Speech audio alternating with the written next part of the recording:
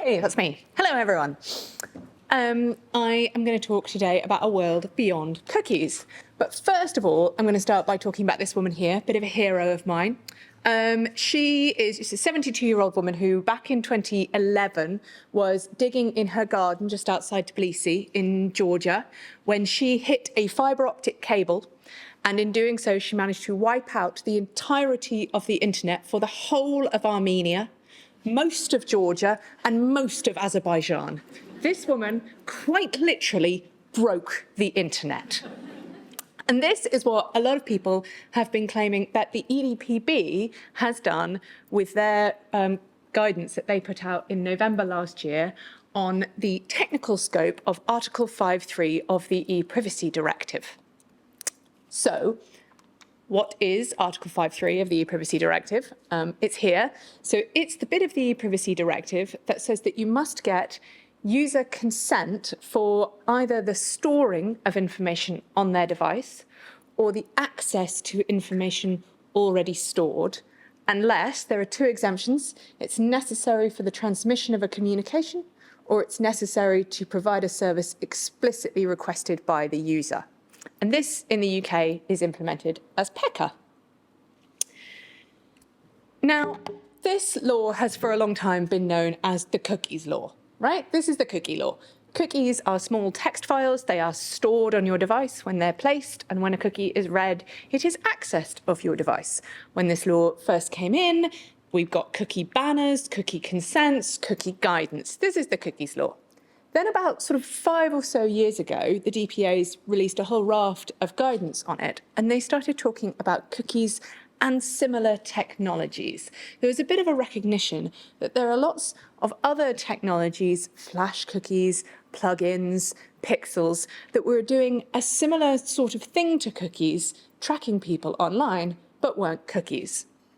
And these technologies have definitely grown in recent years, in part to do with technological developments, partly to do with the way that we interact online. You don't actually use cookies on apps, for example. And then also to do with the fact that some browsers have actually started to deprecate third-party cookies. So Firefox and Safari no longer use third-party cookies, and Chrome is starting to phase them out, and Microsoft have announced that they will similarly. So all of this has, I think, led us to the position we're in today, which is where the EDPB prompted it to release its guidance, where they were saying, look, Article 5.3 is about so much more than cookies. Now, if you ask the EDPB, however, they have decided that Article 5.3 applies to pretty much everything that you're doing online. And that is because of essentially two positions taken by the EDPB. Firstly, they have decided that it doesn't really matter where in the technology stack you store the information. Anything that is written to the device in any sort of context is, in their view, storage. And they've also taken the view that there is no sort of minimum amount of time for which the data has to be stored for something to constitute storage and then subsequent access. So even if something is written incredibly temporally, just ephemeral storage, it will still be storage. And we'll come in to talk about what that means in practice. But essentially where that has left us is that there is an enormous raft of activities which were previously never thought of as in scope of this Article 5.3 consent requirement, which potentially are now in scope. So I've put a list of a few of them up here, just so to give you an indication, but there are loads more. And there are a few which are worth calling out in particular and have given people particular pause for thought. So IP addresses. IP addresses have never previously been thought of something that is stored on your device and then accessed by a third party. They're just sent as part of every communication online.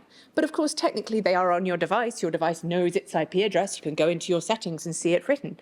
And the EDPB has said, yep, that means that that information is stored on your device, and any third party that gets access to an IP address is then subject to Article 5.3 because they're accessing that IP address. And nobody's ever thought about it in those terms before.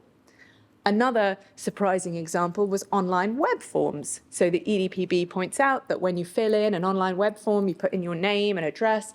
Just before you click submit, that information is stored on your device. It's written there, you've written it there. And when you press send, the third party who you are sending it to is accessing that information that was stored on your device. But again, nobody's really thought about that in the context of something simple like a web form that's just part of our everyday use of the internet. And so this is why when the EDPB guidance came out, it had such a strong reaction from industry, really objecting to this and saying, look, you've broken the internet, you will break the internet.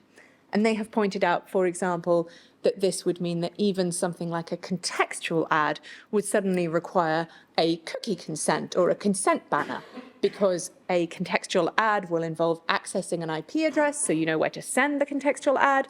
And when that ad is rendered, there is most likely some sort of storage of that ad on the device.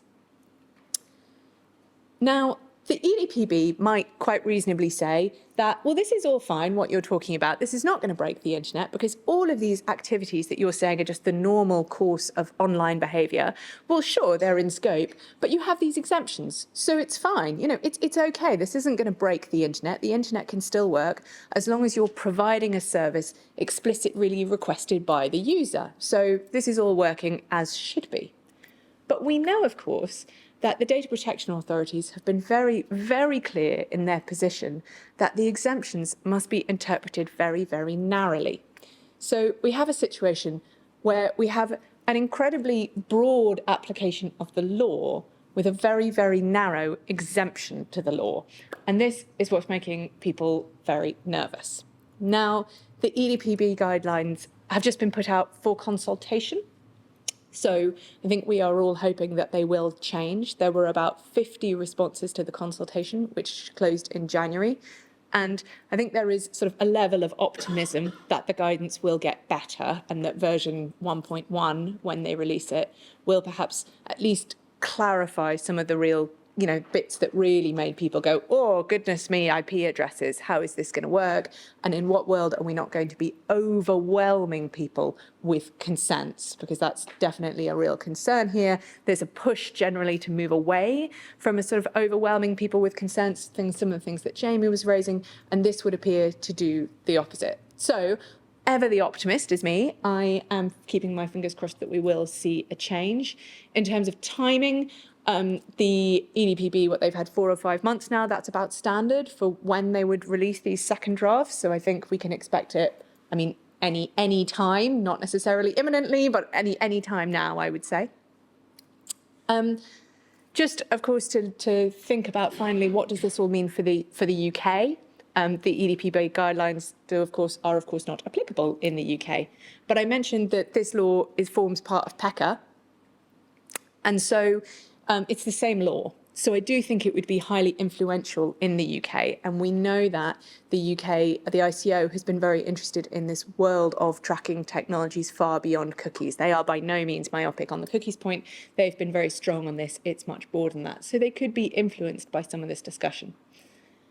And then meanwhile, as Mark mentioned, we have this potentially the Data Protection and Digital Information Bill, which actually changes some of the exemptions to PECA. So even if we have this broader application of when it applies, we've got different exemptions to the EU. Now, the purpose of the changes was to make the exemptions broader and better. The exemptions in the bill are so bad and so confused, but that's probably a conversation for another day. One thing that the bill will do, if it passes, is make the fining powers under PECA the same as for GDPR. So then the stakes of this game get so very, very much higher. That's all I want to say. Yeah.